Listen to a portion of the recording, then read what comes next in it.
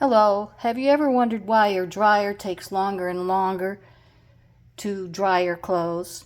Well, first of all, the vent inside your dryer, you can stick the vacuum cleaner with a special nozzle made for dryer vents and suck out the extra lint.